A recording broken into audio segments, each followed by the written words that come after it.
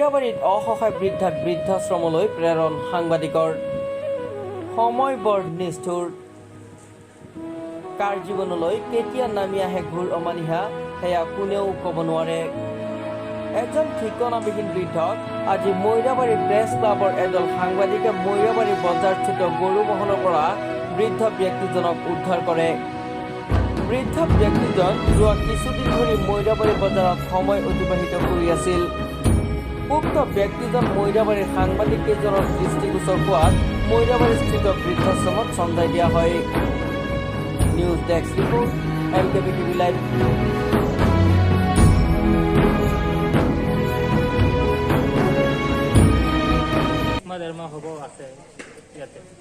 মানুহজনৰ ঘৰ ক'ত বুলি গম পাইছে আপুনি?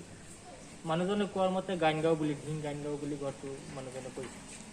এই মানুহজনৰ ল'ৰা ছোৱালী বা কি কাৰণত এই মানুহজনে ইয়াত আছে বুলি গম পাইছে? মানুহজনে কোৱা মতে 3জন ল'ৰা আছে আৰু স্ত্ৰী আপোনাৰ 1 কটা মাটি আছে। মাটিটো স্ত্ৰী মানে লিখি দিব লাগে, মাটিটো স্ত্ৰীৰ নামত। তো লিখি নিদিয়াৰ কাৰণে ঘৰত নিৰ্যাতন চলাই আৰু ঘৰৰ পৰা ওলাই দিছে। এতিয়া ইয়াত কোনে চোৱা চিতা কৰি আছে?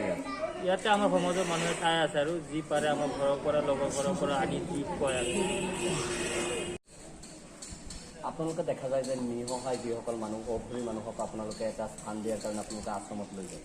আজি আপোনালোকে এই মানুহজনক কেনেকৈ গম পালে যে এই মানুহজন ইয়াত আছে? প্ৰথমতে মই মৈৰাবাৰীৰ যিসকল সংবাদকৰ্মী আছে তেওঁলোকক ধন্যবাদ জ্ঞাপন কৰিছোঁ। খন্তেক সময়ৰ আগতে তেওঁলোকে আমাক ফোন কৰি পেলাই আমাক জানিব দিয়ে যে মৈৰাবাৰী গৰু বজাৰত বৃদ্ধ মানুহ এজন অসহায় মানুহ এজন পৰি আছে, চোৱা চিতা কৰিবলৈ তেনেকুৱা কোনো মানুহ নাইতো।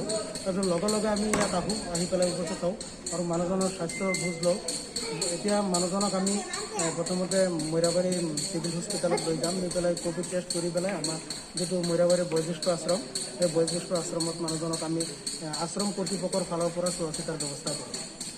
আৰু এটা কথা আপোনালোকৰ জৰিয়তে মই ক'ব বিচাৰিছোঁ, যিহেতু COVID-19ৰ সময় বৰ্তমান খুব ভয়াৱহ সময়, এই সময়খিনিত আপোনালোকক মই অনুৰোধ জনাব বিচাৰিছোঁ যে আপোনালোকে চাব ৰাস্তা ঘাট ক'ৰবাত বহুতো ককা আইতাসকলে খোৱাৰ এমুঠি অন্নৰ অভাৱত বহুত হাহাকাৰ কৰি ফুৰিছে।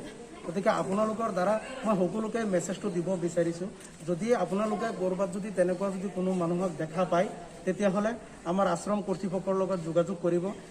আমি যাম, আমি গৈ পেলাই তেওঁলোকক আমাৰ আশ্ৰমত আনিবলৈ ব্যৱস্থা কৰিম। তেওঁলোকক যাতে আমি এমুঠি অন্ন দিব পাৰোঁ তাৰ কাৰণে ব্যৱস্থা আমি কৰিম। আপোনালোকে ক'ৰ পৰা আহিছে?